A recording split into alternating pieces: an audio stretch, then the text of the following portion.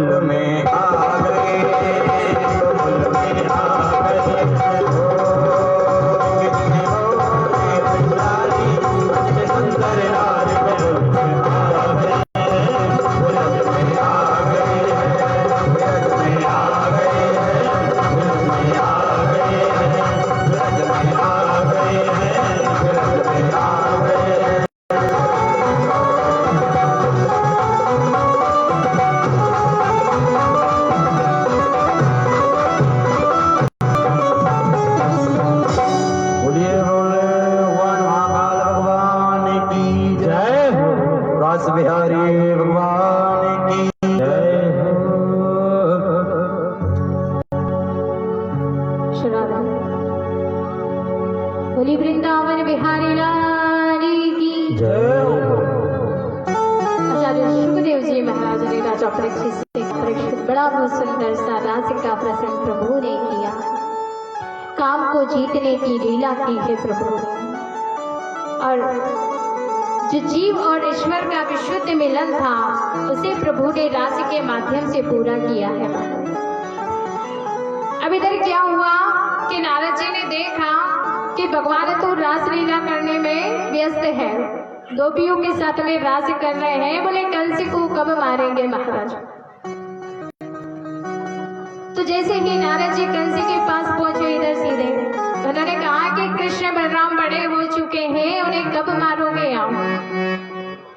तो रास कर रहे हैं, वहां पर उन्हें मारने की कोई युक्ति योजना बनाई कि नहीं बनाई? बोले कोई योजना नहीं बनाई। बोले कुछ तो बनाते। नारद जी से कहा कि आप ही कोई योजना बता दीजिए। बोले आप कृष्ण बलराम को यहाँ बुलाइए, यज्ञ का आयोजन कीजिए, और जब यज्ञ में कृष्ण और बलराम आएंगे ना, तो कृष्ण बलराम जब आएंगे तो एक धोखे से मार देना, तो कृष्ण बलराम की मृत्यु हो जाएगी बाहर। लेकिन कृष्ण और बलराम को लेने कौन जाएगा बाहर? इधर अक्रूर जी को बुलाया गया है। अक्रूर जी आए हैं। अक्रूर जी ने कहा कि कहो कंस क्या बात है? कंस ने कहा कि तुम्हें कृष्ण और बलराम को लेने वृंदावन जाना है, वृंदावन से कृष्ण और बलराम को लेकर के आना है। बोले किस लिए? बोले अपन लोगों ने धनुष यज्ञ का आयोजन गए हैं महाराज। अक्रूर जी जब लेने गए हैं, आज रथ तैयार किया है, रथ में बैठ करके जब अक्रूर जी कृष्ण बलराम को लेने गए हैं, आज वृंदावन जब पहुंचे हैं महाराज, जाकर के वहां कृष्ण बलराम मिले हैं मार्ग में। उन्होंने कहा कि काका जी आप क्यों आए हो, ये बात मेरे माता पिता को मत बताना, नहीं तो वो रो रो करके उनका बुरा हाल हो जाएगा। अक्रूर जी ने कहा ठीक है कन्हैया, अब इधर चले हैं। अक्रूर जी घर आए हैं, कन्हैया और बलराम जी लेकर के आए। इधर रात्रि भर वार्ता की है महाराज, और संध्या के समय जब रात्रि में भोजन करने बैठी है मैया यशोदा, अक्रूर जी नंद बाबा से कहते हैं कि मैं कृष्ण और बलराम को लेने आया। मैया ने अभी तक भोजन का एक निवाला भी अपने अंदर नहीं लिया था महाराज। जैसे ही वो भोजन करने लगी, जैसे ही सुना कि कृष्ण और बलराम को अक्रूर जी लेने आए हैं, उनके हाथ से वो भोजन का निवाला छूट गया।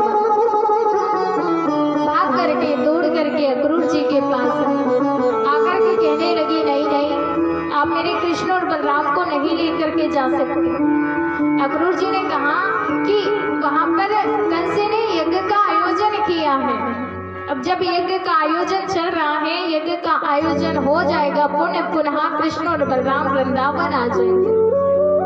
नंद बाबा ने भी यशोदा मैया को समझाया, लेकिन जब से सुना कि कृष्ण और बलराम मथुरा जाएंगे, तब से उनका रो रो करके बुरा हाल है। गोपियों ने सुना है, गोपियां भी आई है कन्हैया से मिलने के लिए, श्री राधा रानी भी आई है, सभी ब्रजवासी आज कृष्ण और बलराम से मिलने आए हैं। रात्रि भर अक्रूर जी ने नंद बाबा से वार्ता की है, पुनः प्रातः काल होते ही दो रथ को तैयार किया है। एक रथ में तो नंद बाबा और सारे सखा बैठे हैं महाराज, दूसरे रथ में अक्रूर जी हैं। जैसे ही कृष्ण बलराम रथ में चढ़ने को तैयार हुए हैं, मैया यशोदा जाकर के कहती है हे कन्हैया, मैंने एक मटकी फोड़ने के बदले तोहे उखल से बांध दी हूँ, तोहे मैंने छड़ी दिखा करके तेरे पीछे में भागी हूँ। एक मटकी का माखन मटकी फोड़ने की वजह से मैंने तो उखल से बांधो, ये बात कभी मत याद करना। आज मैया रोती है, मैया अपनी सारी बात बोलती है कन्हैया से, कन्हैया मैंने तेरे साथ कुछ गलत किया हो तो मुझे माफ कर देना, और ये बातें सब जो भी है भूल कर भी याद मत करना। मैया कहती है तो कन्हैया कहते हैं माँ यशोदा, आपके ऋण से तो मैं कभी ऋणी नहीं हो सकता, आपने जो प्रेम मुझे दिया ना वो कोई नहीं दे सकता माँ। और माँ आप चिंता क्यों करती हो, मैं अभी 2-3 दिन के लिए जा रहा हूँ, मैंने कभी मथुरा नहीं देखी ना, सब लोग मथुरा जाते हैं, तो मेरी इच्छा है कि मैं भी मथुरा कन्हैया जल्दी आना। कृष्ण और बलराम रथ में बैठे हैं, गोपियां दौड़ करके उन रथ के आगे बैठ गई। नहीं नहीं, हम हमारे प्राण वल्लभ कन्हैया और बलराम को नहीं जाने दे सकते। कन्हैया ने गोपियों को समझाया। मार्ग में श्री राधा रानी मिली है। राधा रानी ने रोते हुए कहा कि कन्हैया आप ब्रज को छोड़ करके जा रहे हैं। कन्हैया ने कहा राधा रानी आप तो भली भांति जानती हो, यदि मैं आगे नहीं गया, मथुरा नहीं गया तो आगे की लीला कैसे संभव होगी, इसलिए मुझे मथुरा जाना पड़ेगा। इधर अक्रूर जी को जब यमुना में स्नान किया है अक्रूर जी ने, तो श्रीमन नारायण चतुर्भुज रूप का धारण प्रभु ने करवाया है। महाराज अक्रूर जी ने कहा ये भगवान है, कंस इन्हें मार नहीं सकता, और प्रभु आज मथुरा में आ गए। महाराज जैसे ही मथुरा में आए, महाराज मथुरा की भी बड़ी विचित्र गति। आज मथुरा वासी कब से आस लगा करके बैठे हैं कि कन्हैया हमारी गलियों में आए और हम उनका दर्शन करें। मन को मथुरा बनाओ, और यदि मन को मथुरा बना लिया ना महाराज, तो कन्हैया उस गली में अवश्य आता है, दर्शन देने के लिए अवश्य आता है। आज मथुरा वासी जो वर्षों से आस लगाए बैठे थे, आज हमारे कृष्ण और बलराम का दर्शन करने के लिए सब लोगों ने फूलों की व्यवस्था की है। जब कृष्ण और बलराम निकलेंगे ना, तो हम उनके ऊपर फूलों की वर्षा करेंगे। प्रेम जब उमड़ता है ना, तो ये नहीं देखता कि कैसे क्या है, कौन मना करेगा, कौन क्या कहेगा। कंस ने सारे मथुरा वासियों को मना कर दिया, कोई कृष्ण और बलराम पर फूल नहीं फेंकेगा, कोई स्वागत नहीं करेगा। लेकिन प्रेम ऐसी चीज है, मथुरा वासी कब जो वर्षों से आस लगाए बैठे हैं, आज उन्होंने कहा कंस मना करे, लेकिन हम तो अगर वो बाहर से नहीं फेंकने देगा तो हम अपने छत की ऊपर अट्टालिकाओं पर चढ़ जाएंगे और वहीं से फूलों की वर्षा कर देंगे। और उधर राधा जी कहती हैं ओ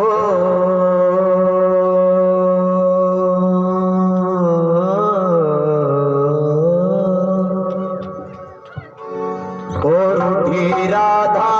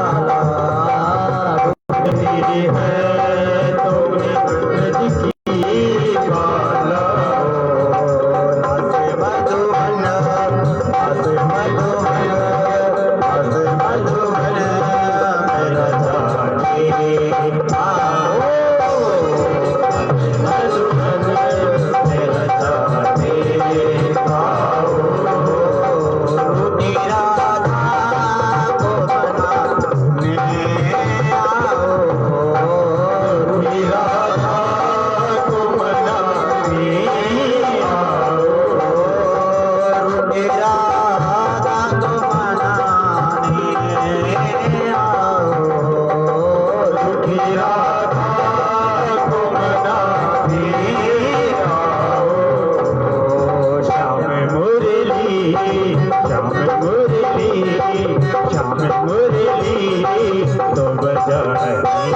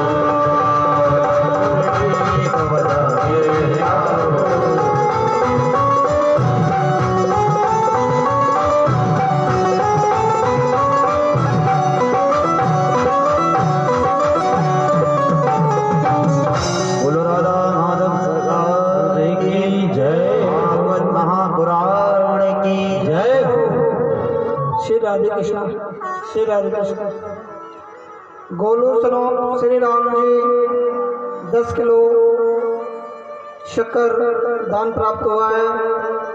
100 रुपये नगद भी प्राप्त हुए हैं। सुल्तान सिंह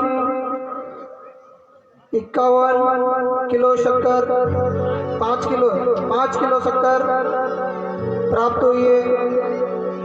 हेमराज सनौत रूपलाल बंजारा 10 किलो शक्कर प्राप्त हुई है।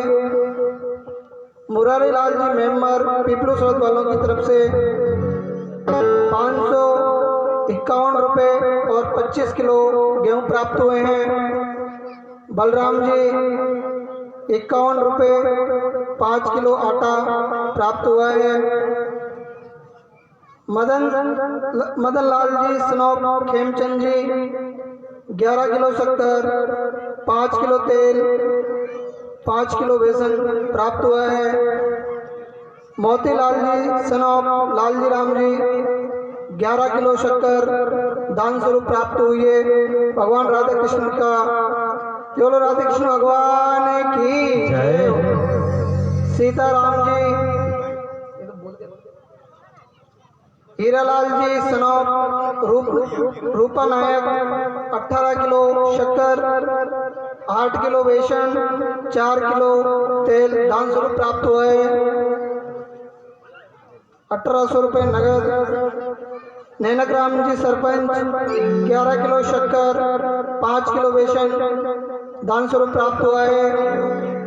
भारत पटेल वीर तेलनी वालों की तरफ से 500 रुपये नगद प्राप्त हुए हैं।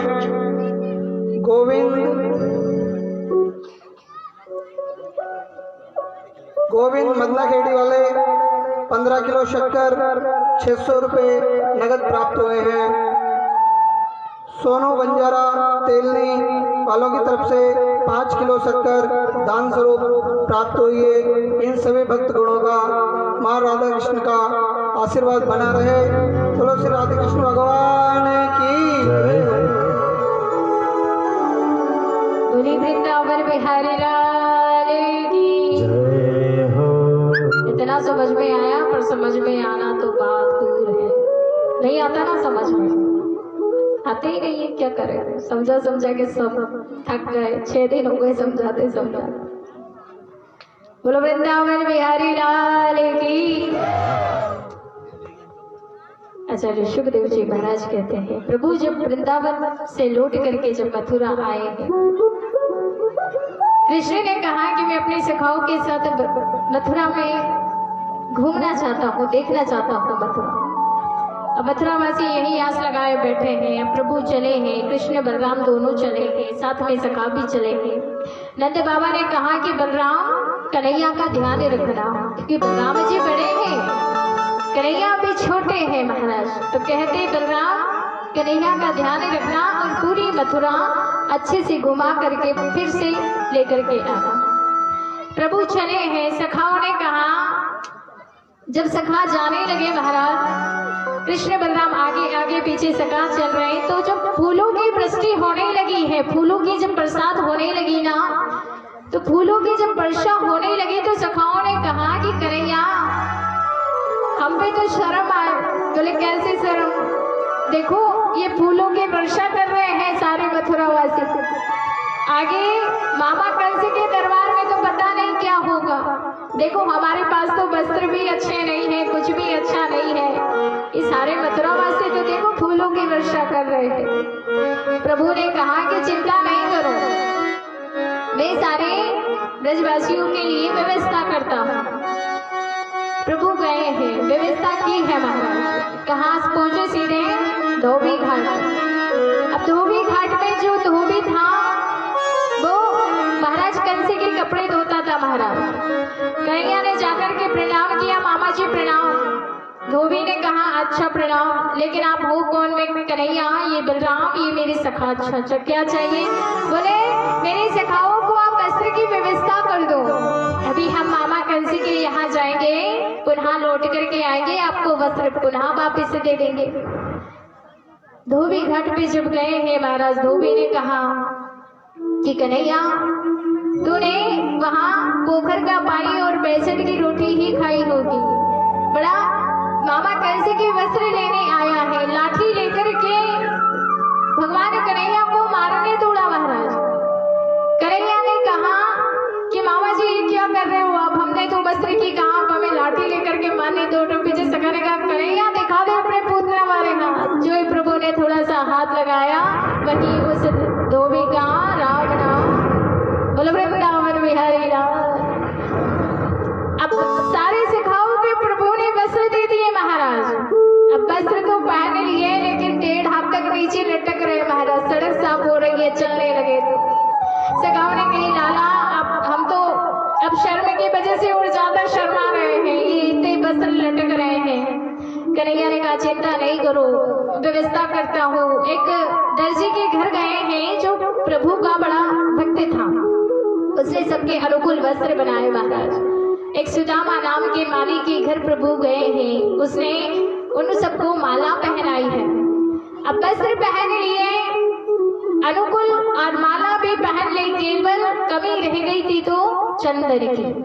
चले जा रहे हैं मथुरा की इन गलियों में। अब थोड़े चले ही थे कि पीछे से देखा भगवान कन्हैया ने कि एक स्त्री जा रही है, उसके हाथों में चंदन की कटोरी है, लेकिन वो थोड़ी सी चलने में असमर्थ है महाराज। भगवान कन्हैया ने पीछे से आवाज लगाई है, सुंदरी रुको। जैसे ही सुंदरी सुना वो स्त्री रुक गई। वो कुब्जा थी, सेरंद्री उसका नाम था, लेकिन कमर 3 जगह से टेढ़ी थी ना महाराज, तो सारे जो समाज के लोग थे ना वो उसे कुब्जा कहते थे। अब उन्होंने चंदन की कटोरी हाथ में देखी है, उन्होंने कहा ये चंदन आप हमें लगा दीजिए।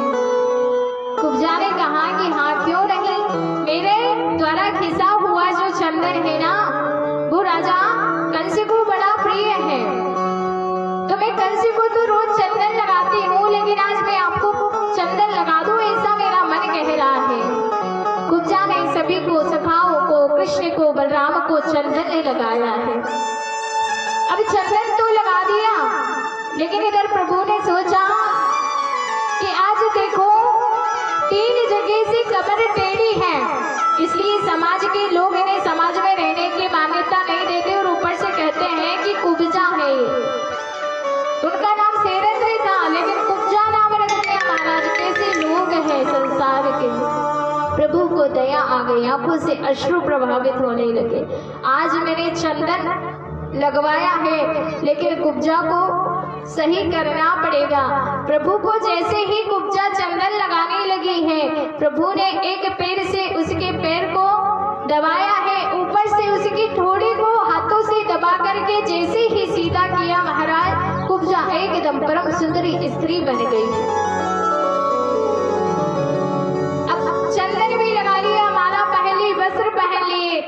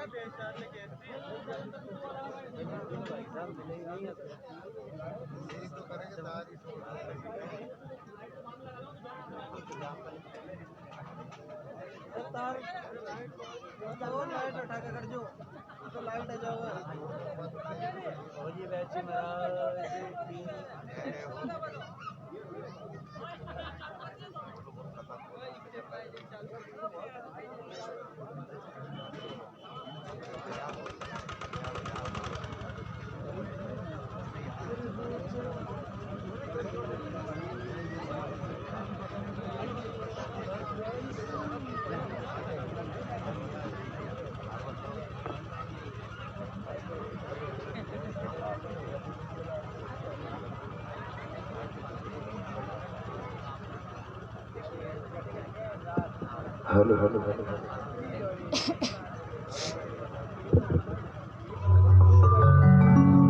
राधे हरिओम।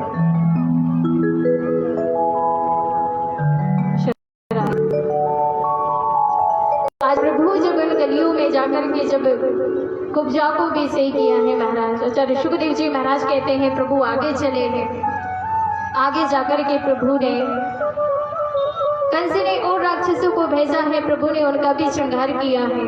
आगे कुबलिया पेड़ नाम का एक हाथी मिला है महाराज, उस कुबलिया पेड़ नाम के हाथी को भी प्रभु ने उद्धार कर दिया।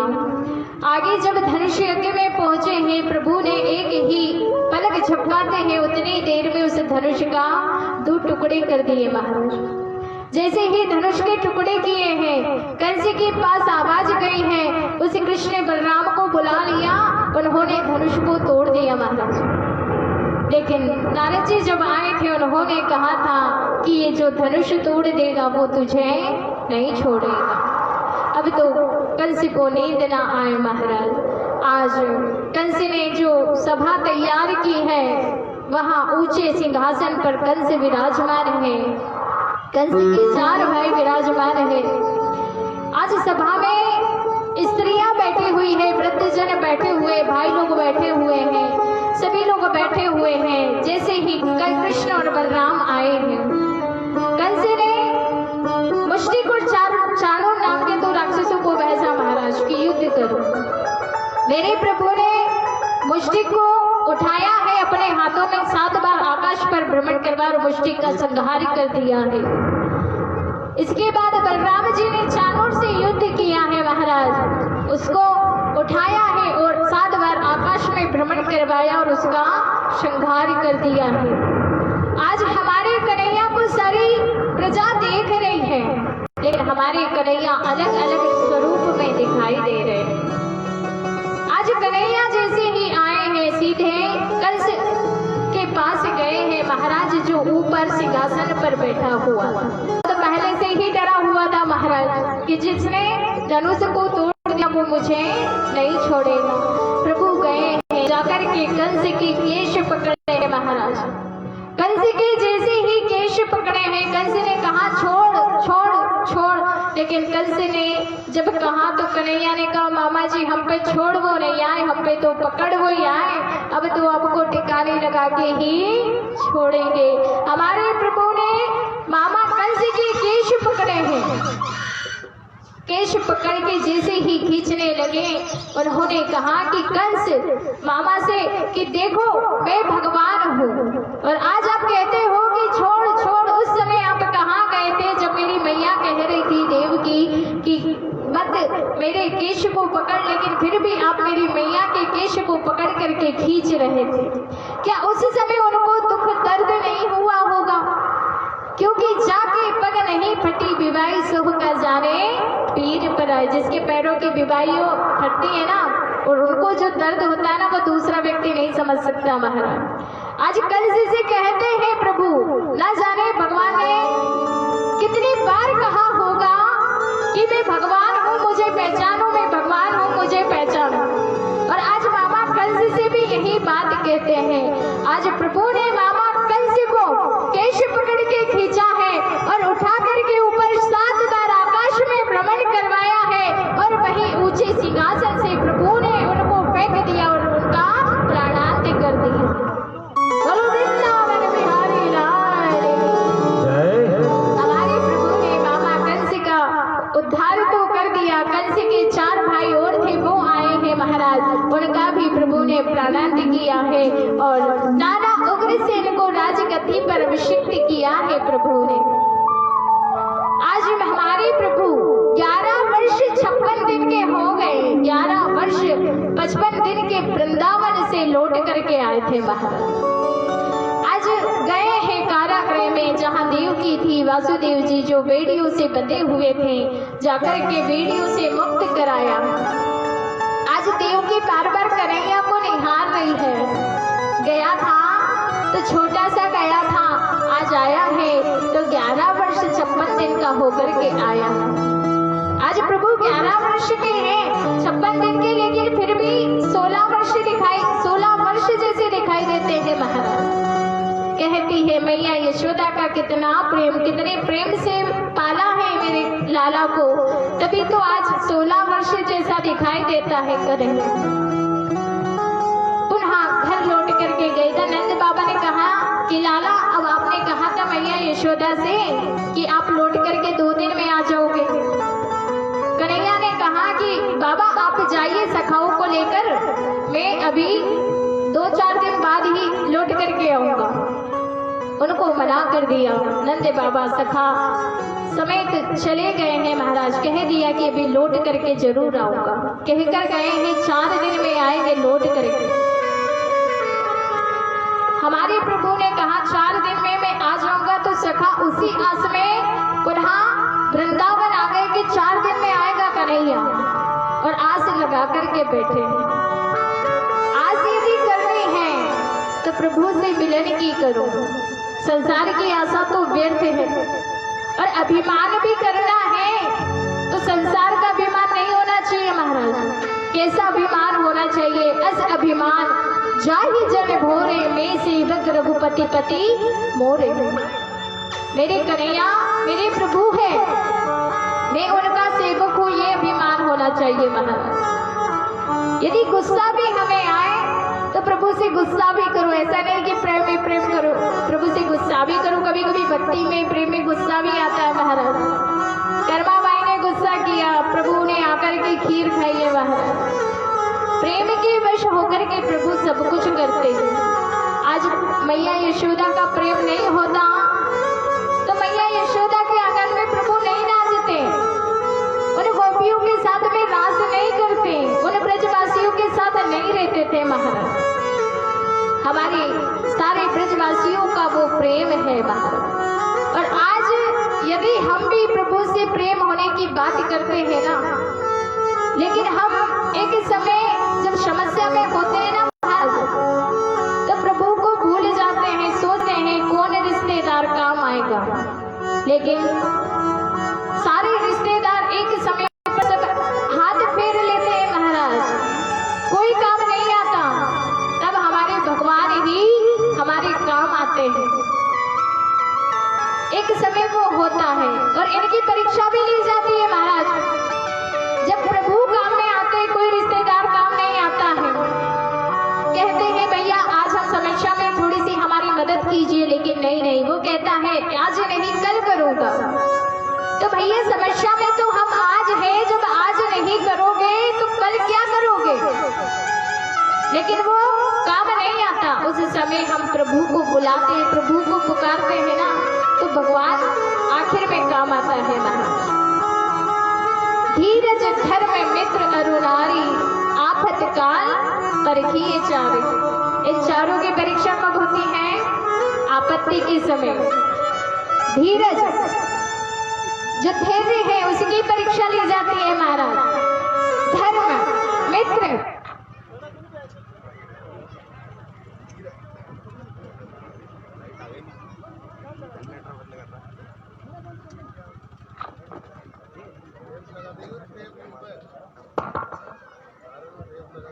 राधा हरिओम। बोलो राधे राधे। मेरी आवाज आज कम है तो आप नहीं बोलोगे, मतलब बोलो राधे।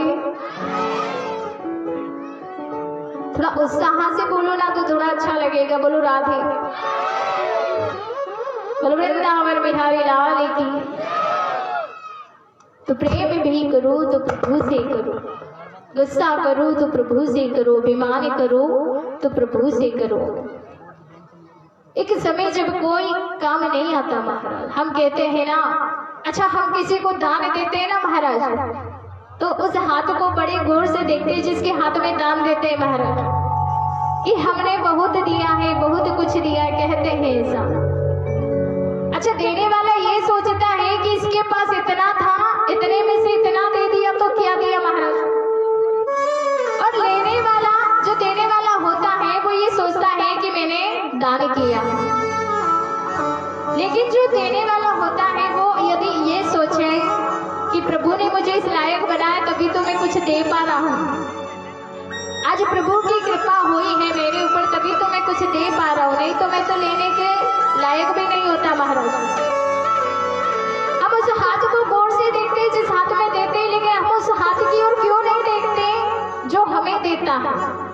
जगत को देते हैं, जगत के हाथों की तरफ देखते हैं, लेकिन वो जगदीश हमें जब देता है उसकी ओर नहीं देखते प्रभु। आज प्रभु कृपा करते हैं तो हमें मिलता है, और यदि हमें मिलता है तो उसमें से हम दान करते हैं महाराज। लेकिन फिर भी हम अभिमान से नहीं हमने बहुत दिया है महाराज। लेकिन हम क्यों अभिमान करें? आज प्रभु ने हमें देने योग्य बनाया तब दे रहे, यदि कोई भिखारी बना देता तो हम तो लेने के लायक भी नहीं होते महाराज। कर्ण जो थे ना, कर्ण का नाम सबने सुना होगा, महाभारत में कर्ण का नाम आता है। कर्ण को दानवीर कर्ण कहा गया है महाराज। कर्ण जब दान देते थे ना तो अपनी आंखों को ऊपर कर लेते थे, अपनी आंखों को नीचे कर लेते थे और हाथों को ऐसे ऊपर कर लेते थे। आंखें उनकी शर्म से नीची होती थी महाराज, और हाथ ऊपर होते थे, और कहते थे कि अगर कोई व्यक्ति आया, उसने कहा कि आप इतना दान देते हो, आंखें नीची कर लेते हो, हाथ ऊपर खड़ा कर लेते हो, फिर दान देते हो, इसका क्या मतलब है? तो कर्ण कहता है कि देनहार कोई और है, जो लेत देत दिन रैन, और लोग हम पर भ्रम करे तासो नीचे नैन। हमारे नैन इसलिए भ्रम में शर्म की वजह से नीचे है महाराज। तो दान तो देने की हम बात करते हैं, लेकिन प्रभु ने उस लायक बना, तभी तो हम दान दे रहे हैं महाराज। तो दान का भी हमें सदुपयोग करना चाहिए, अच्छे अच्छे कार्यों में दान देना चाहिए।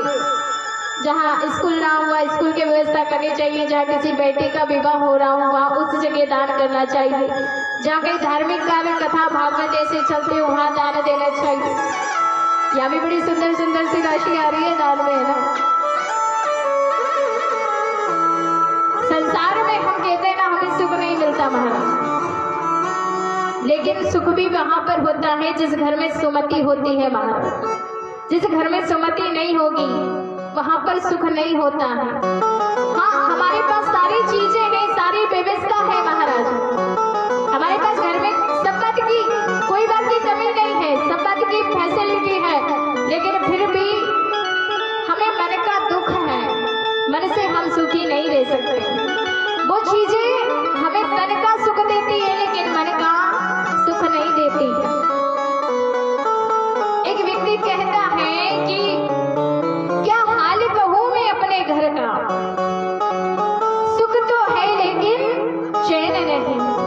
ये सारी चीजें मुझे सुख तो प्रदान कर रही हैं, लेकिन कौन सा सुख? केवल शरीर का सुख। और जिसका मुझे ऐसा लगता है कि ये चीजें शरीर को तो सुख देती हैं, लेकिन मन सुखी नहीं होता। और जब हमारा मन सुखी नहीं होना, तो फिर हमें अच्छा भी नहीं लगता महाराज।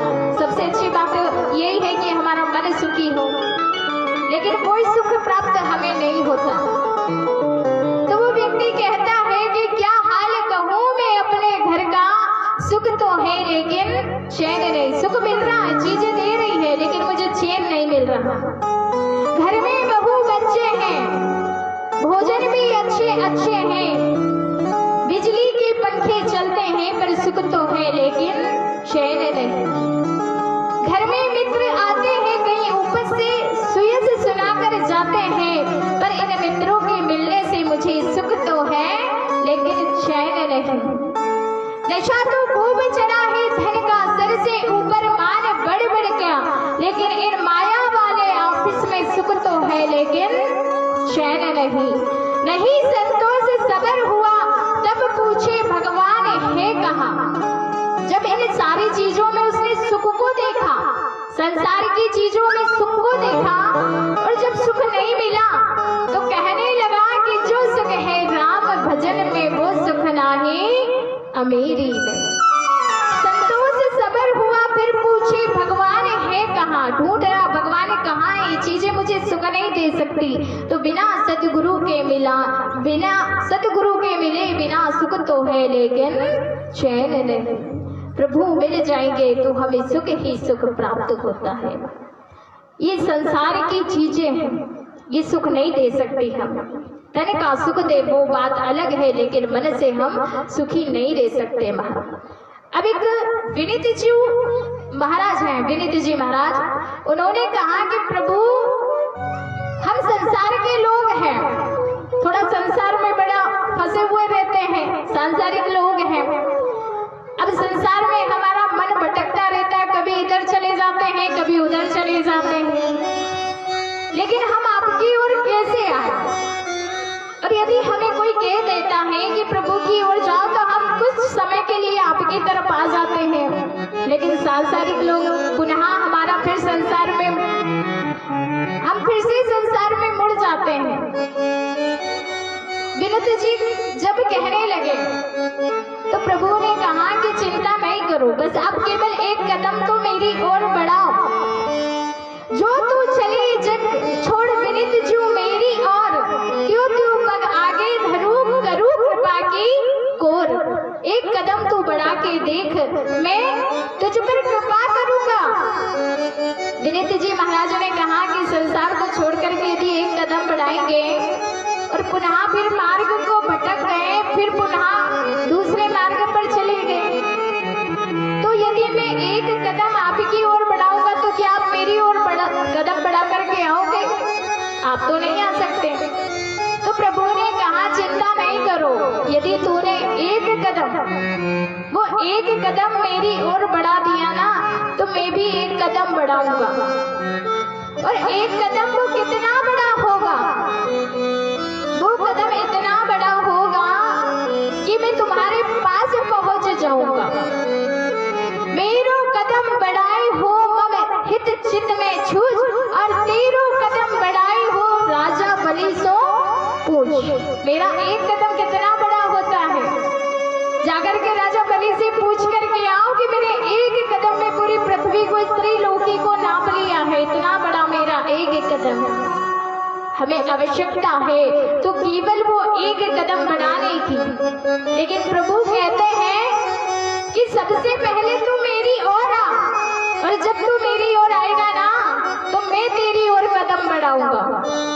सबसे पहले एक कदम तू बढ़ा तो वो एक कदम मैं बढ़ाऊंगा और मैं तुझे मिल जाऊंगा। तो प्रेम में वो कहते हैं प्रभु से कि मैं एक कदम बढ़ाऊंगा, आप मेरी ओर आना। यदि हमने एक कदम बढ़ाया तो प्रभु वो कदम बढ़ाने को तैयार है। जो राजा बलि ने त्रिलोकी को छीन लिया था, तो एक वो कदम बढ़ाया कि त्रिलोकी को अपने कब्जे में ले लिया महाराज। बस देरी है तो हमारी तरफ से एक प्रेम ऐसा होना चाहिए, मोहन और मोहन मस्तों का आता कुछ राज नहीं, भीतर ही बातें होती है, बाहर आती आवाज नहीं। प्रेम का वो एक आकर्षण होता है, वो एक अलग होता है महाराज। भीतर ही भीतर बातें चलती है, बाहर तक आवाज नहीं आती, क्योंकि प्रेम की जो नदियां है ना वो सदैव उल्टी बहती हैं। प्रेम नदियां सदा उल्टी बहे या को कौन पार पावे। इसकी जो नदियां है ना महाराज वो उल्टी बहती हैं हमेशा। इसलिए तो कहते हैं संसार में रहो, भगवान से प्रेम करो महाराज, माता पिता को प्रेम करो, अपने बच्चों को प्रेम करो, घर में आदर से रहो, सुमति से रहो, तो सुख तो अनायास ही आपको प्राप्त होगा महाराज। अब घर में हम कलेश करते हैं, खान पान हमारा ठीक नहीं, रहन सहन हमारा ठीक नहीं, और फिर इच्छा यदि हम सुख की करते हैं ना महाराज, तो वो इच्छा हमारी पूर्ण नहीं हो पाती।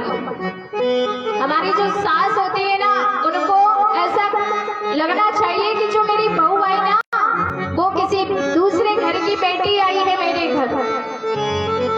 जिस प्रकार मेरी एक बेटी मेरे दूसरे घर जाएगी, इसी प्रकार दूसरे की बेटी मेरे घर आई है। तो सास बहू में इतना प्रेम हो कि दोनों में आदर होना चाहिए। सास बहू का आदर करे, बहू सास का आदर करे, प्रेम से रहेंगे तो घर में खुशहाली होती है महाराज। फिर सुख ढूंढने की आवश्यकता नहीं होती, वो तो अनायास ही प्राप्त होता है।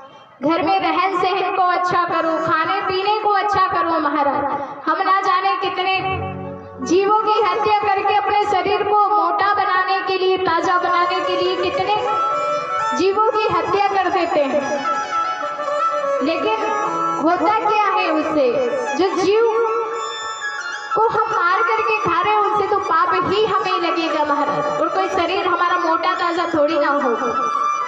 तो हमें वो अच्छे कर्म करने चाहिए महाराज। घर में प्रभु की पूजा करो, गलत खाना पीना हो उसे छोड़ो, घर में सास बहू से प्रेम करे, बहू सास का आदर करे, पति पत्नी प्रेम से रहे तो दोनों में दुराग्रही ना रहे, तो फिर हमारा समय अच्छा चलता है महाराज, घर में सुख शांति बनी रहती है।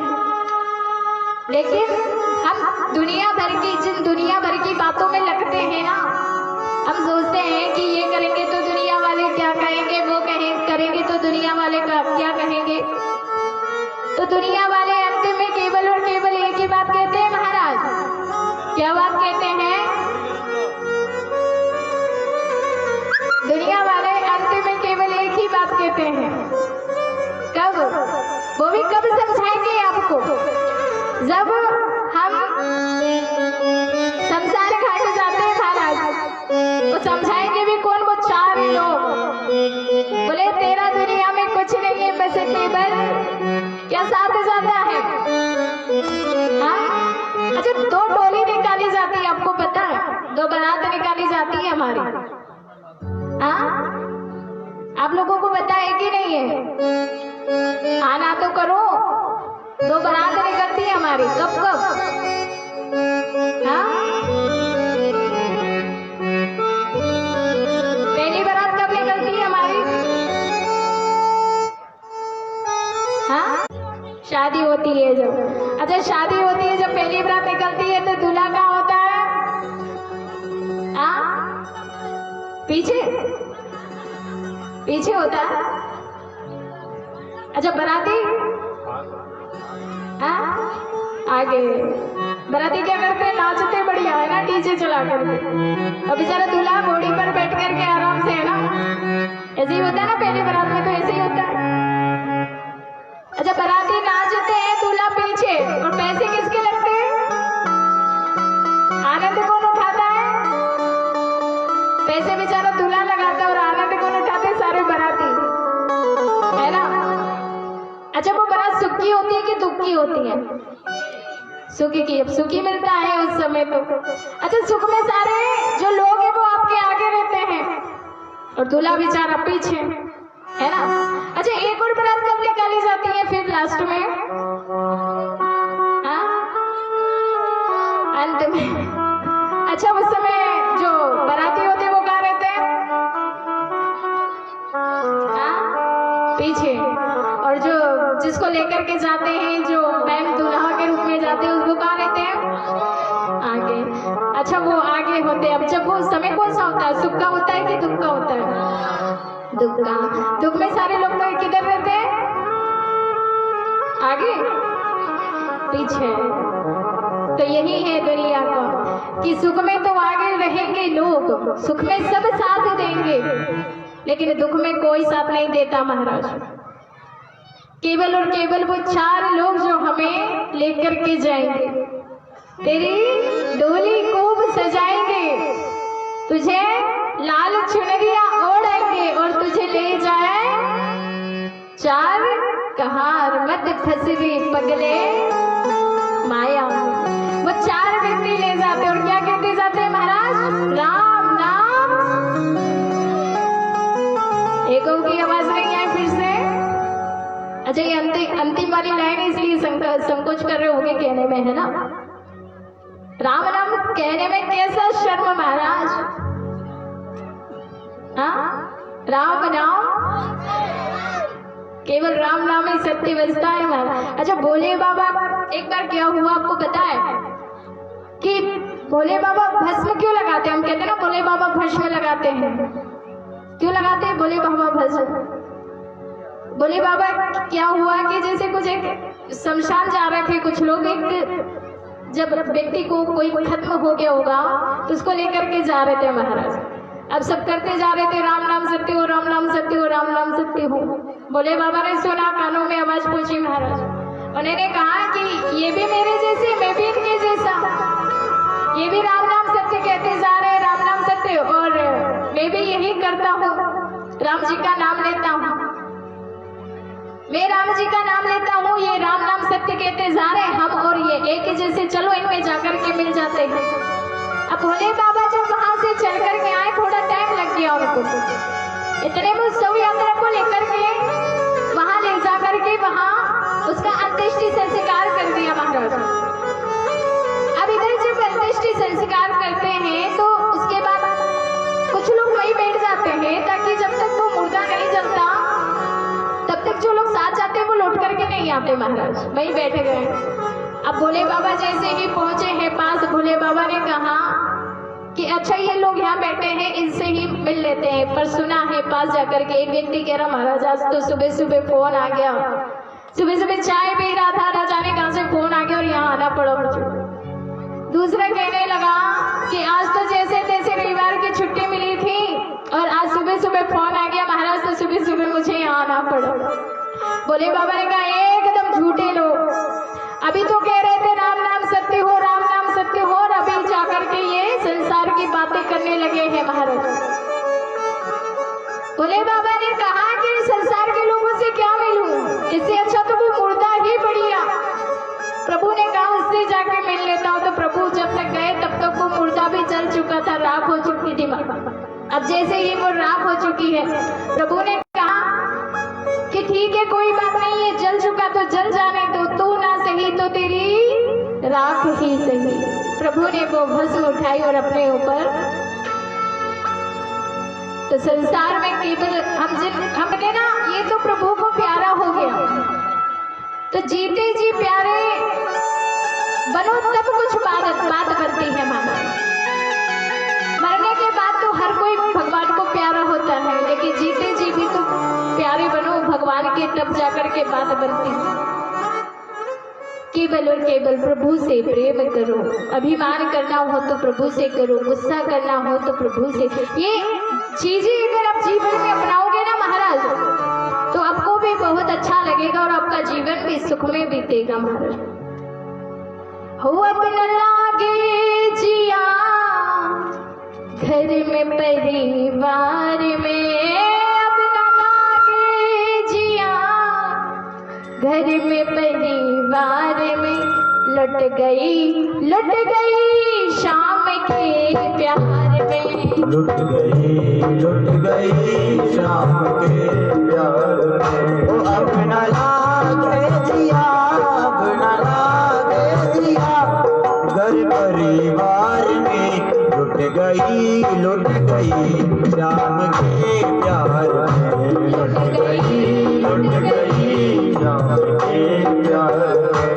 शाम के प्यार में, कृष्ण के प्यार में, शाम के प्यार में, कृष्ण के प्यार में, शाम के प्यार में, कृष्ण के प्यार में, शाम के प्यार में, कृष्ण के प्यार में।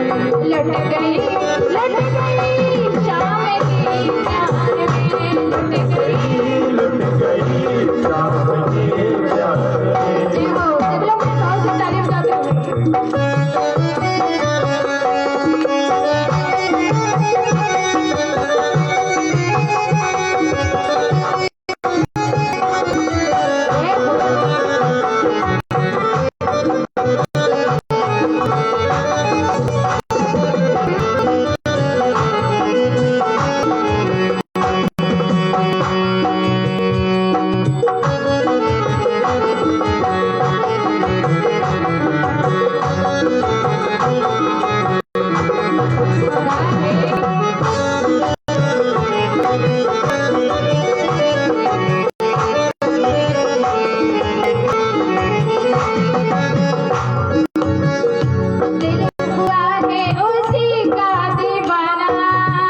दिल हुआ है उसी का दीवाना, ओ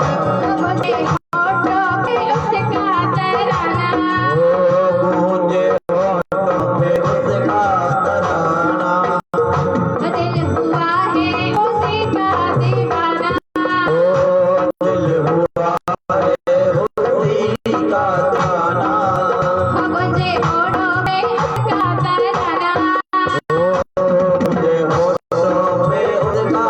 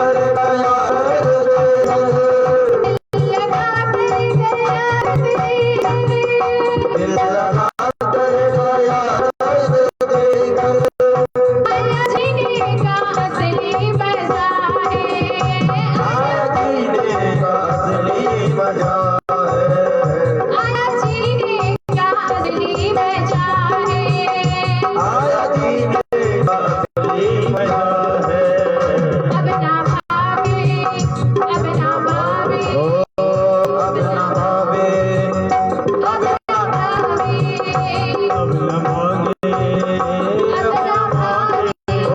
अब न भागे मुझे खुद संसार में अब न भागे मुझे संसार में गए लुट गई शाम के प्यार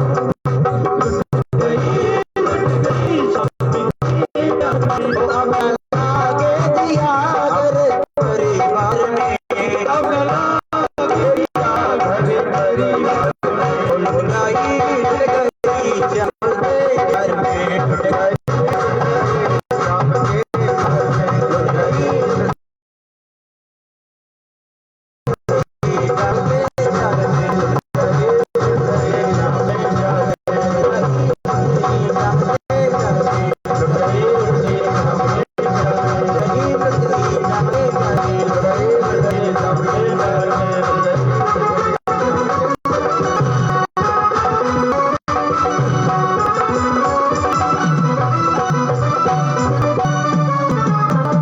बोले वृंदावन बिहारी लाल की। अच्छा शुक्र जी महाराज कहते हैं प्रभु जब से गए वृंदावन में सात ब्रजवासी आग लगा करके बैठे हैं कि गिर गया दिन में आंख। इधर हमारे कन्हैया जब कृष्ण और बलराम आए हैं देव की मैया ने सुंदर सा भोजन बनाया लेकिन प्रभु को बार बार ब्रज की याद आती है। आज प्रभु का जनेब संस्कार हुआ है और कौन मुंडन करता है कौन संस्कार करता है कुछ पता नहीं, बार बार ब्रज की याद आती है। महाराज कृष्ण और बलराम को उज्जैन में संदीपन आश्रम है वहां पर विद्या अध्ययन के लिए भेजा है। वहां पर उन्होंने अपने गुरु के जो 5 पुत्र थे वो मर गए थे उनको वापस ला करके दिया। समा नाम के एक मित्र से मृत्यु हुई है। 5 जान नाम के एक रक्षक को मार करके प्रभु ने एक गुलाबी रंग का 5 जन रंग था उसको प्राप्त किया है और विद्या अध्ययन करके पुनः जब लौट कर आए हैं मथुरा सुदामा से कहा कि कभी हमारे मथुरा आना। श्री राधे कृष्ण भगवान की। करण सिंह जी ठेकेदार जी 200 रुपये नगद प्राप्त हुए हैं। करण सिंह जी नेताजी तेलनी वालों की तरफ से 510 रुपये प्राप्त हुए हैं। जमुना जी उप सरपंच तेलनी वालों की तरफ से 200 रुपये दान प्राप्त हुआ है। सुरेश जी वीर son of more Singh ji 500 रुपये दान प्राप्त हुए हैं। घनश्याम जी टापरा वाले 110 रुपये प्राप्त हुए हैं। राम स्वरूप जी मेम्बर नगदी वालों की तरफ से 500 रुपये प्राप्त हुए हैं। प्रेम नारायण जी सेमलखेड़ी वालों की तरफ से 210 रुपये दान स्वरूप प्राप्त हुए हैं। राधे श्याम जी पटेल पीपलू सरद वालों की तरफ से 101 रुपये 5 किलो शक्कर 21 किलो आटा दान स्वरूप प्राप्त हुआ है। मदन लाल जी भील तेलने वालों की तरफ से 100 रुपये दान स्वरूप प्राप्त हुए हैं। मांगी लाल जी सनप राम सिंह जी 500 रुपये दान स्वरूप प्राप्त हुए हैं। गुप्त दान 200 रुपये प्राप्त हुए हैं। अंतर सिंह जी भील तेल वालों की तरफ से 500 रुपये प्राप्त हुए हैं। बाबूलाल जी जेतपुर वाले 500 रुपये।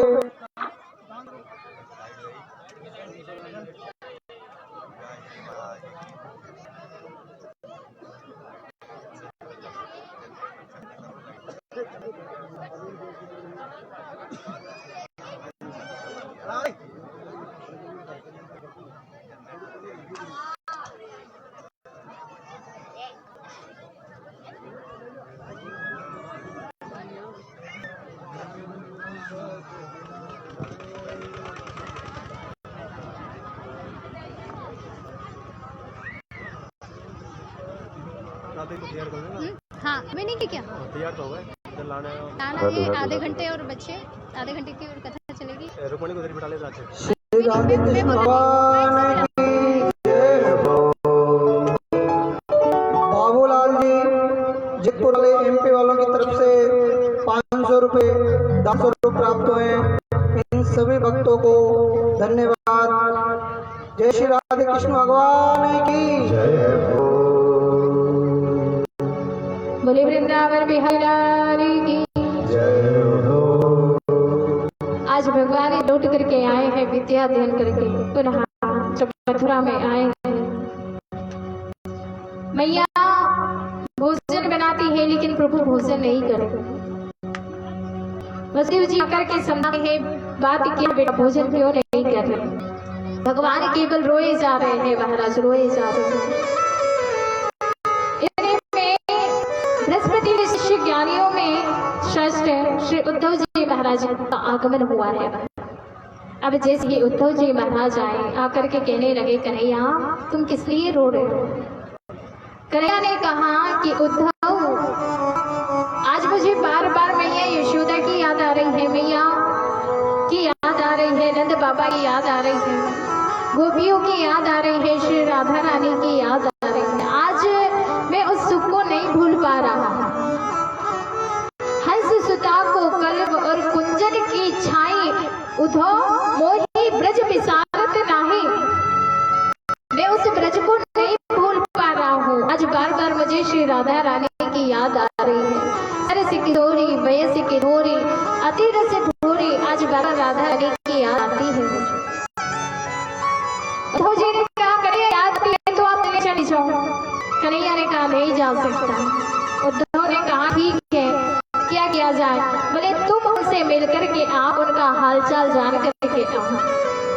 आज उद्धव जी चले हैं जो बृहस्पति के शिष्य हैं, ज्ञानियों में श्रेष्ठ हैं, जो श्रेष्ठ ज्ञानी को धारण करते हैं महाराज। आज कन्हैया के वस्त्र पहने हैं, सिर पर मोर पंख लगाया है, रथ पर आरूढ़ होकर के जब गए हैं वृंदावन की ओर। क्या देख रहे हैं आज भी जो सखा थे ना महाराज, वो सब सखा आज सुबह सुबह प्रातः काल होते ही राह में जाकर के बैठ जाते हैं। हमारा कन्हैया आ रहा होगा, रोज प्रतिदिन राह निहारते हैं, अपने काम से फ्री होकर के मार्ग में जाकर के बैठ जाते हैं। आज कन्हैया आ रहा होगा, आज कन्हैया आ रहा होगा। सखाओं को केवल बस कन्हैया की याद आती है कि कभी ना कभी तो कहकर गया है 4 दिन में आऊंगा, सो जरूर आएगा। अब ने एक रथ आता हुआ देखा महाराज। रथ क्या आया, जैसे ही लिखा है मोर पंख है, कन्हैया जैसे वस्त्र धारण कर रखे हैं, सोचने लगे कि आज कन्हैया आ गया। लेकिन जैसे ही वो नजदीक में रथ आया ना महाराज, आकर के देखा कौन, उद्धव जी उस रथ से उतरे हैं। उद्धव जी जैसे ही उस रथ से उतरे, उन्होंने कहा कि मैं उद्धव हूँ, कन्हैया नहीं आया। उद्धव जी ने कहा कि कन्हैया आप सबको बहुत याद करता है, ऐसा नहीं है कि वो याद नहीं करते, बहुत याद करते हैं वो आप लोगों को, बहुत याद करते हैं, बहुत याद आते हैं, तभी तो आज उन्होंने मुझे भेजा है। उद्धव जी ने कहा तो सखाओं ने कहा कन्हैया तू क्यों नहीं आया। और आज वर्षों बाद याद आई है तो किसको भेजा है, केवल उद्धव जी को। हमारे भगवान कन्हैया ब्रज में रहे हैं, लेकिन सखाओं से इतना प्रेम करते थे कि प्रभु नंद बाबा के यहाँ किसी बात की कमी नहीं थी। चाहते तो वस्त्र पहन करके रहते थे, लेकिन हमारे कन्हैया सखाओं के पास वस्त्र नहीं थे ना महाराज, तो केवल कारी कामर ओढ़ लेते थे महाराज। सुरकार कामर पर चढ़े ना दूजो रंग। प्रभु बस वो काली कामर ओढ़ करके वहां ब्रज में अपने सखों के साथ घूमते रहते थे महाराज। कभी चरणों में चरण पादुका नहीं पहनी है जब तक ब्रज में रहे हैं। मेरे सखा नंगे घूम रहे हैं, नंगे पैर चलते हैं, तो मैं चरण पादुका कैसे पहनूं। कभी उन्होंने महाराज अस्त्र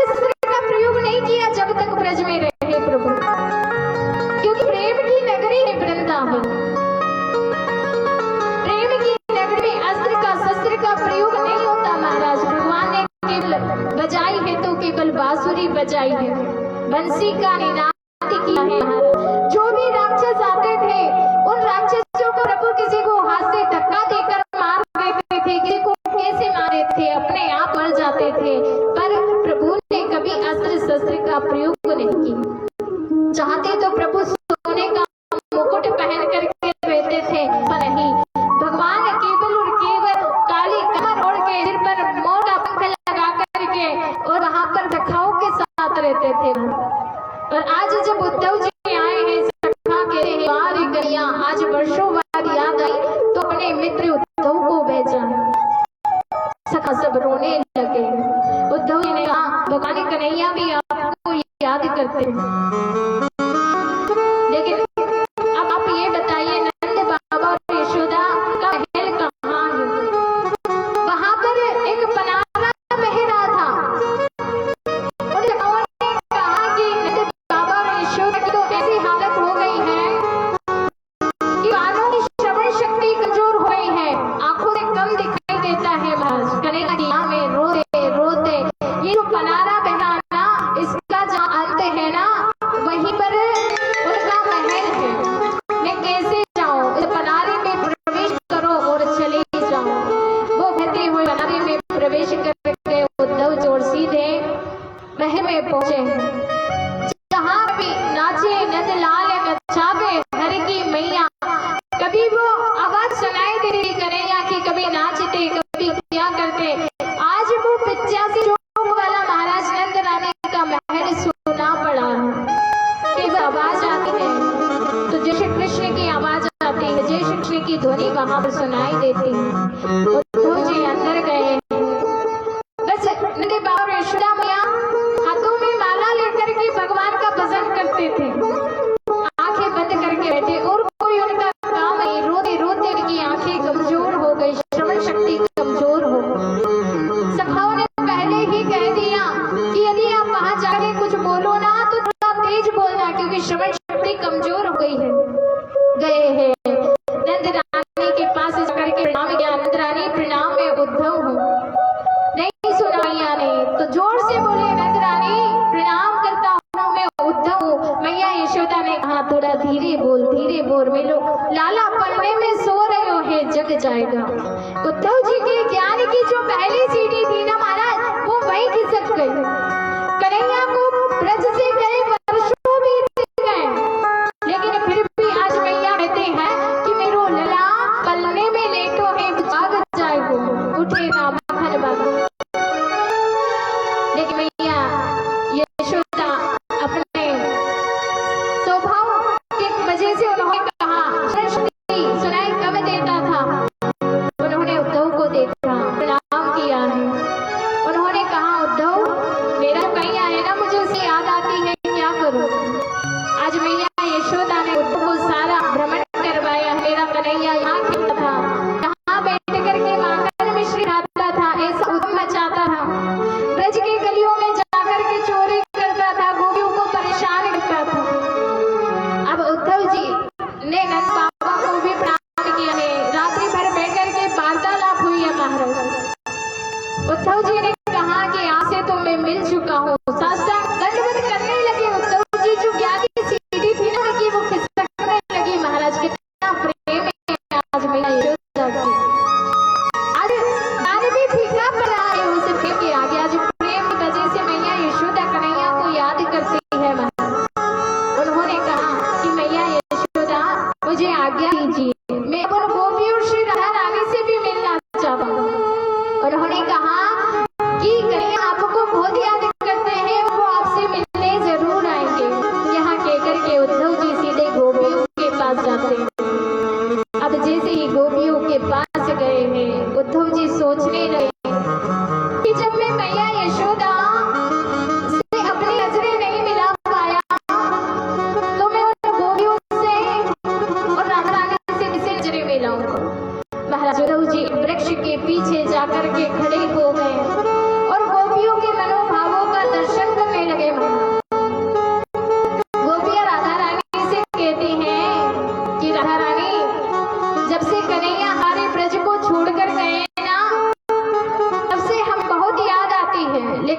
मेरे सपने में कन्हैया आए और आकर के मुझे उन्होंने सपना दिया, सपने में दर्शन दिए कन्हैया ने मुझे।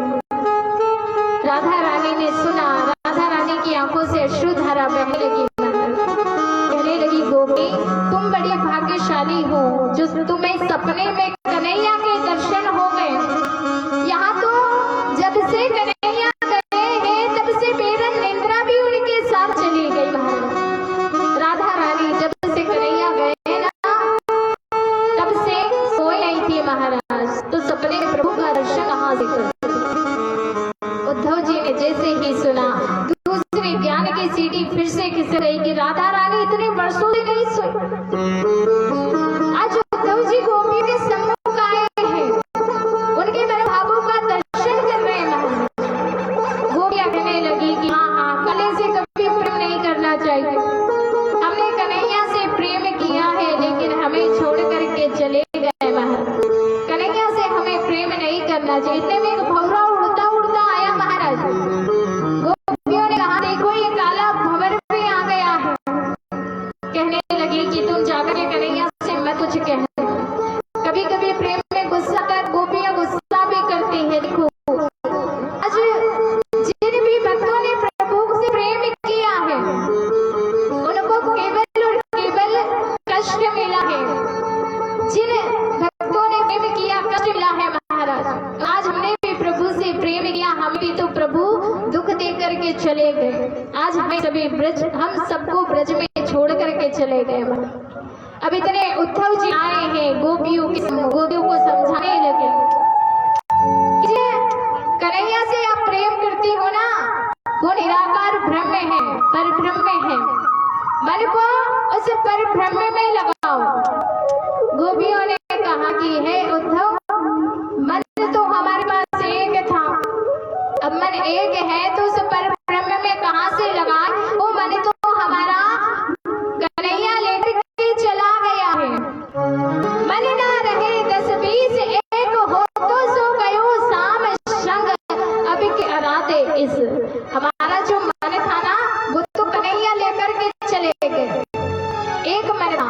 आप कहते हो कि निराकार ब्रह्म में मन लगाओ, मन नहीं है हमारे पास, कहां से लेकर के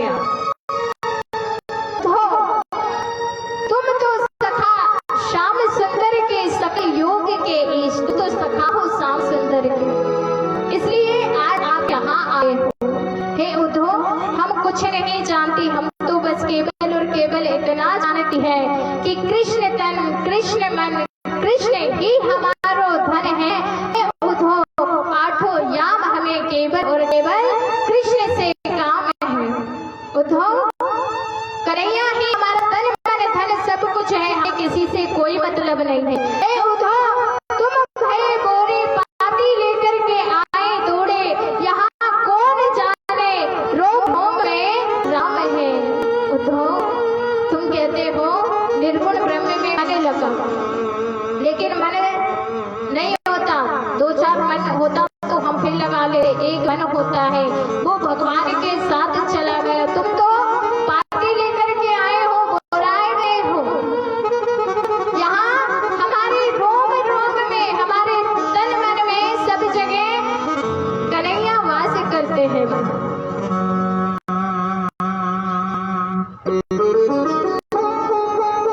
उद्धव जी ने गोपियों को समझाया, गोपियों ने जवाब दिया हाँ है, आप कहते हो ब्रह्म में मन लगाओ, लेकिन आप भी ब्रह्म हो, भी ब्रह्म हो, हम सब ब्रह्म हैं, तो फिर एक ब्रह्म को समझा गलती क्यों करते हो। ब्रह्म हो करके ब्रह्म को समझाना अच्छी बात है।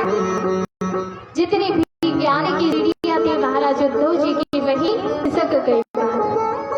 अब उद्धव जी की सारी ज्ञान की सीढ़ियां खिसक गई। राधा रानी के चरणों में साष्टांग दंडवत करने लगे, गोपियों के चरणों में लेटे।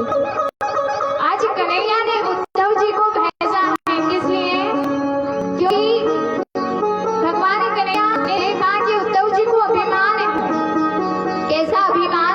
बोले ज्ञानी में श्रेष्ठ होने का अभिमान है। और यदि उस ज्ञानी में श्रेष्ठ होने का अभिमान है ना, उस ज्ञानी थोड़ा सा भक्ति का रंग लग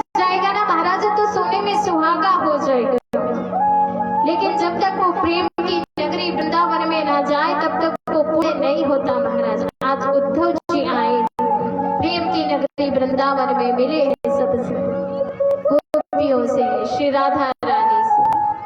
गोपियों ने कहा उद्धव तुम यहाँ आए हो, कन्हैया ने आपको भेजा है, हम इसलिए नहीं रोती कि कन्हैया हमें छोड़ करके चले गए हैं।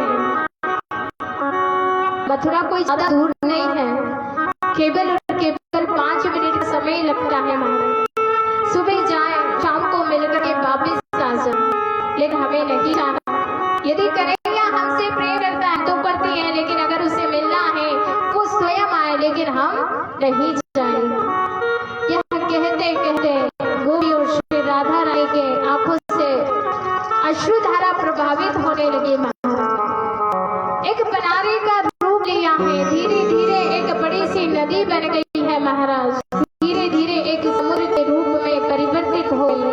उद्धव जी उसमें गोते लगाने लगे महाराज, कहकर गए थे एक दिन में आऊंगा सबसे मिल करके, लेकिन ऐसा भक्ति का रंग चढ़ा है महाराज कि उस समुद्र में गोते खाने लगे और 7 साल तक उसमें गोते खाते रहे महाराज। स्वयं को जब अपने आप को जब चैतन्य मुद्रा में आए हैं ना महाराज, तो अपने आप को श्री राधा रानी के चरणों में पाया है, गोपियों के चरणों में पाया। उद्धव जी गोपियों के चरणों में गिर पड़े, क्षमा मांगते हुए कहने लगे प्रेम की बातें सब करते हैं, लेकिन यदि प्रेम कोई करता है तो गोपियां आपके जीवन में देखा है, श्री राधा रानी के जीवन में देखा है, ब्रजवासियों के जीवन में देखा।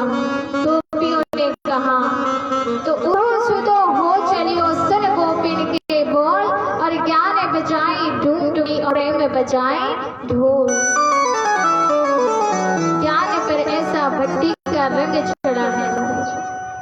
उद्धव जी आए हैं पुनः लौट करके भगवान कन्हैया से, कन्हैया के पास आकर के जैसे ही कन्हैया के पास जैसे ही आए हैं महाराज, उद्धव जी आकर के बात सुनाई है। कन्हैया ने कहा कहो कैसा भक्ति का रंग लगा है महाराज। बोले बहुत अच्छा रंग लगा है, ऐसा रंग तो कहीं नहीं देखा है महाराज। बोले अच्छा। कन्हैया ने कहा उद्धव आपको ज्ञान का अभिमान था, वो दूर करने के लिए मैंने आपको भेजा। आज उन्होंने कहा कि अपनी आंखें देखो, जैसे ही उद्धव जी ने आंखें बंद की है ना, तो जो श्री राधा रानी, गोपियां, अंतरानी, नंद बाबा जो ब्रजवासी थे ना, सब कन्हैया के पास ही उनको दर्शन दिए हैं महाराज। बोले ना तो मैं इनसे दूर रह सकता हूँ और ना ये मुझसे दूर रह सकते। बड़ा सुंदर सा उद्धव और गोपी का चरित्र सुनाया है आचार्य ऋषिदेव जी महाराज ने। अब आचार्य ऋषिदेव जी महाराज कहते हैं राजा परीक्षित से, परीक्षित एक राजा थे, भीष्मक राजा। अब उनके 4 पुत्र थे महाराज। 4 पुत्र में सबसे बड़े पुत्र का नाम था रुक्मिणी। उनके घर में कोई पुत्र ही नहीं महाराज। एक बार हुआ, भीष्मक राजा जो थे वो कुंडनपुर के राजा थे, जल में स्नान करने गए, सरोवर स्नान करने गए, उधर से लौट करके आ रहे थे महाराज। उधर से जब लौट करके आ रहे थे तो पुलों पर एक छोटी सी बच्ची को देखा, बालिका को देखा, उसको गोद में उठाया महाराज और हल करके आए। आज जब लक्ष्मी अवतार लेती है ना महाराज, जब सीता के रूप में अवतार लेती है तो वो पृथ्वी से प्रकट होती है। जब वो लक्ष्मी का रूप धारण करती है, और वही लक्ष्मी जब आज रुक्मिणी बन करके आई है तो कमल के फूल से प्रकट होकर के आई है महाराज। आज घर लेकर के आए राजा भीष्मक, अपने पति को उस बालिका को पालन पोषण करने के लिए दिया है। धीरे धीरे रुक्मिणी यहाँ बड़ी होने लगी है महाराज। अब हुआ क्या कि कभी कभी क्या होता है कि घर में यदि पुत्र बड़ा हो जाए महाराज, तो बड़े पुत्र की चलते हैं, वो माता पिता की नहीं सुनता। अगर क्या हुआ कि कंस की 2 पत्नियां अस्ति और प्राप्ति अस्ति रहे, प्राप्ति मैंने होगा कि इन्होंने कंस को मार दिया है कन्हैया ने।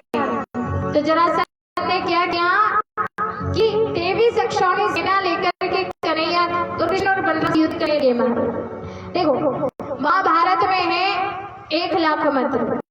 और जब महाभारत युद्ध चल रहा था ना, तब दुर्योधन की तरफ जो सेना थी ना, वो कितनी थी? 18 क्षौणी सेना। लेकिन यहाँ अकेले केवल और केवल जरासंध ने 23 अक्षौणी सेना लेकर के कृष्ण और बलराम से युद्ध करने लगे। 16 बार युद्ध किया है। अब क्या हुआ? 16 बार जब युद्ध किया है महाराज, तो प्रभु ने उनको हरा दिया।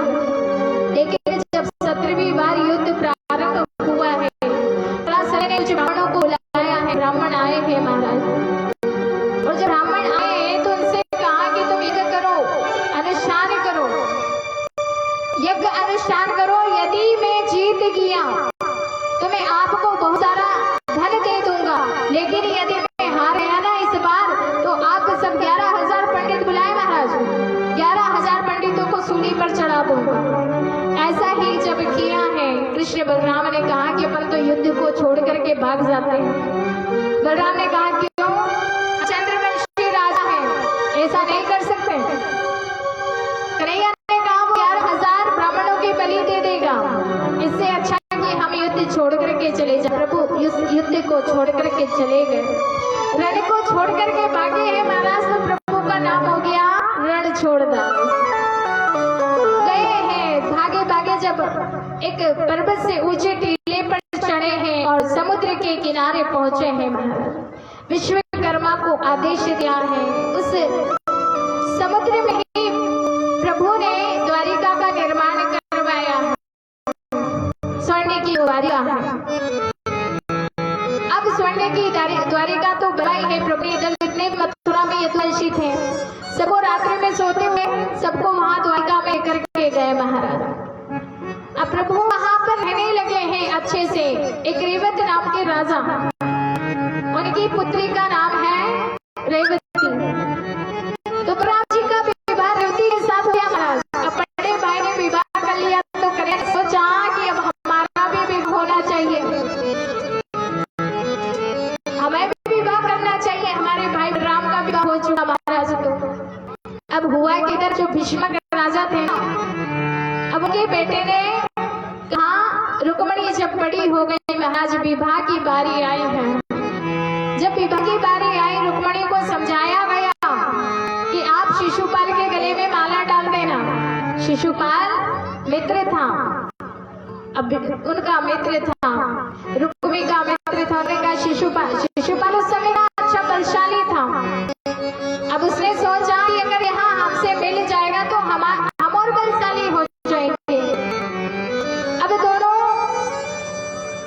मिलकर के हम अच्छा शासन चला सकते, ऐसा उन्होंने सोचा महाराज। रुक्मणी ने कहा, पर मैं तो कन्हैया से प्रेम करती हूँ, कन्हैया को अपना पति रूप मान चुकी हूँ। मैं अपने पिता के आगे बैठ करके रोने लगी महाराज। रुक्मणी ने कहा, तो उनके माता पिता ने कहा, देखो वो तुम्हारा बड़ा भाई ये सिंहासन पर बैठा हुआ है, उससे यदि हम कुछ कहेंगे ना तो वो हमारी नहीं सुनेगा। इसलिए आप एक काम करो, आप कन्हैया को एक पत्र लिख दो। रुक्मणी मैया ने पत्र लिखा है। पत्र लेकर के एक ब्राह्मण के द्वारा पत्र पहुंचाया गया। ब्राह्मण के साथ प्रभु आने लगे हैं। अब कुंदनपुर में क्या हुआ कि जितने भी सबने सुना कि रुक्मणी का विवाह होने वाला है, तो वहाँ पे हजारों संख्या में सब सैनिक इकट्ठा हो गए। सब जो राजा थे वो इकट्ठा हो गए महाराज। कन्हैया ही आए हैं महाराज कुंदनपुर में। अब जैसे ही आए, रुक्मी को पता चला कन्हैया आया है। अब कन्हैया आया है तो कुछ ना कुछ बात जरूर होगी। कन्हैया जो आए हैं तो उन्होंने 10,000 सैनिकों की व्यवस्था की। रुक्मी को 10,000 सहेलियों के 10,000 सैनिकों के बीच में कात्यायनी का पूजन करने जब पहुंचाया है, मैया गौरी का पूजन करने जब गई है, वहीं पर हमारे प्रभु पहुंचे हैं। एक सैनिक प्रभु को देखने लगा महाराज, तो वो सैनिक कहने लगा कि हमारे प्रभु का कितना सुंदर मोर मुकुट है। वो उनके मोर मुकुट को निहारता रह गया। प्रभु अंदर चले गए। जब तक जितने भी सैनिक सब देखने लगे कि उनकी बसी को निहारना है, कोई मोर मुकुट को निहारना है, कोई पीताम्बर, उनका पीताम्बर ऐसा था कि ताड़ी हुई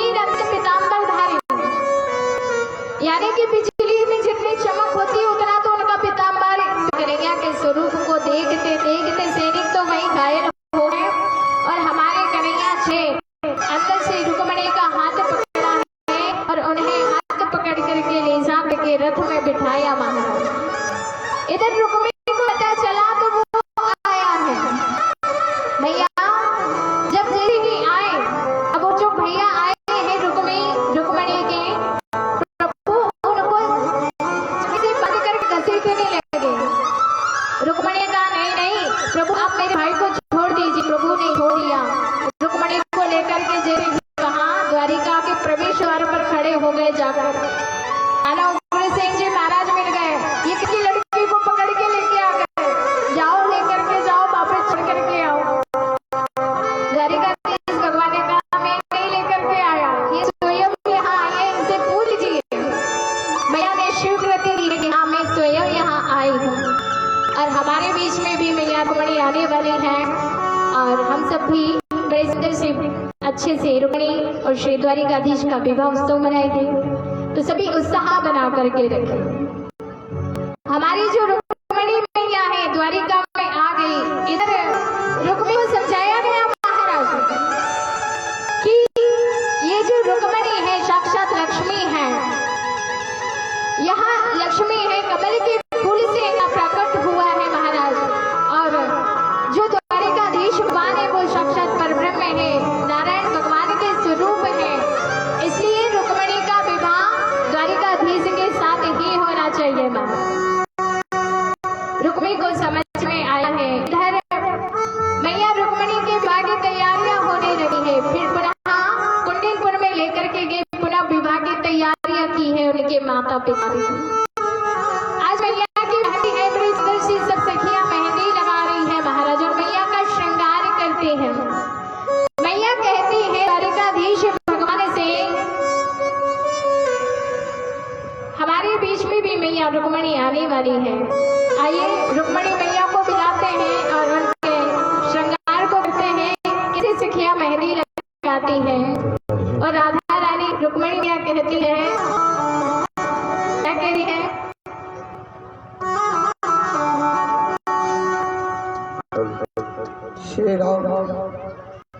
श्री राधे कृष्ण भगवान की जय हो। जय सिंह जी भील तेली वालों की तरफ से 200 रुपये नगद प्राप्त हुए हैं। जानकी लाल पटेल बल्डी वालों की तरफ से 200 रुपये प्राप्त हुए हैं। मनोज सनोप अमर सिंह बंजारा की तरफ से 11 किलो शक्कर, 5 किलो बेसन, 4 किलो तेल प्राप्त हुआ है।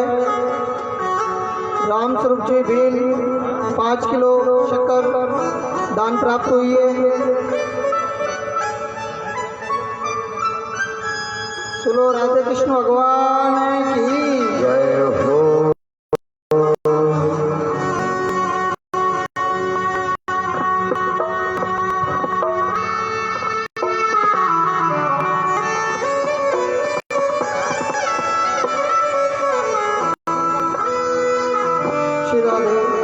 श्री राधे बाबूलाल जी सनोप प्रेमनारायण जी 5 किलो शक्कर दान स्वरूप प्राप्त हुई है।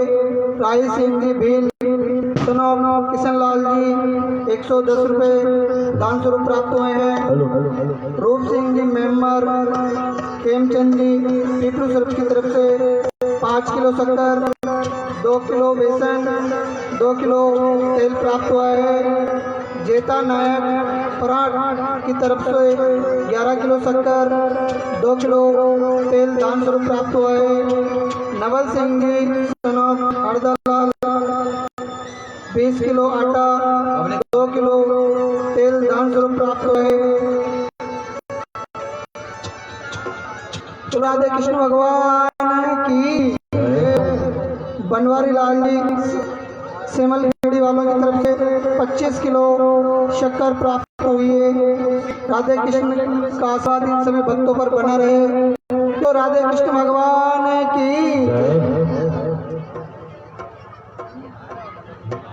शराधी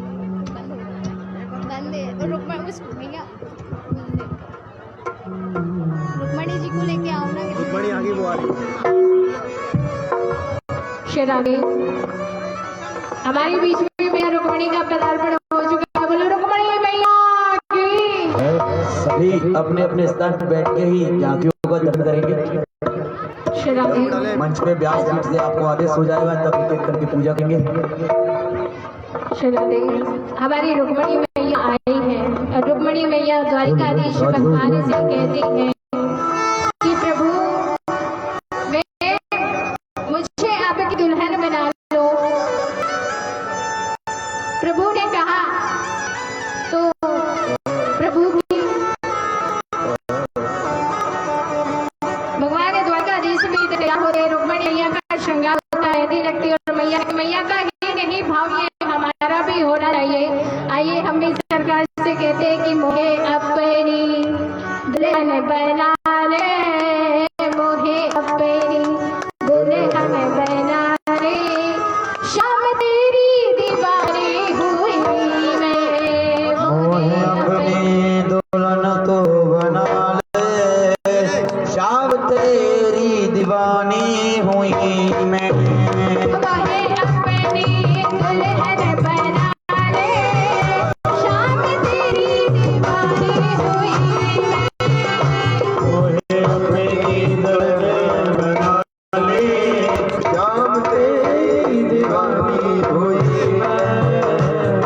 सभी लोग अपने अपने स्थान पर विराजमान हो जाएं तो थोड़ा अच्छा लगेगा। मौका तुमको आए, सब लोग दर्शन करो एक एक करके। ऐसी भीड़ में ना आपका माहौल रहेगा ना हमारा रहेगा, क्या मतलब। ये सब अपने अपने आसन पर स्थान पर बैठ जाए, जिसको जहाँ जहाँ मिल रही हो वहीं बैठ जाए। अभी हमारे भगवान का विवाह होगा, इससे पहले किसी को नहीं उठना है महाराज। आपको नाचना है ना, सबको नाचेंगे, कोई बात नहीं। अभी जब यार बोलते हैं कि नाचने के लिए खड़े हो तो कोई खड़ा नहीं, अभी कोई काम नहीं है, सब कुछ के देख रहे हैं। हमारी रुक्मणी मैया की तो अच्छी लग रही है, सबको अच्छी नहीं लग रही महाराज, सबको अच्छी लग रही है ना। हम है अपने दुल्हन बना ले, शाम तेरी दीवानी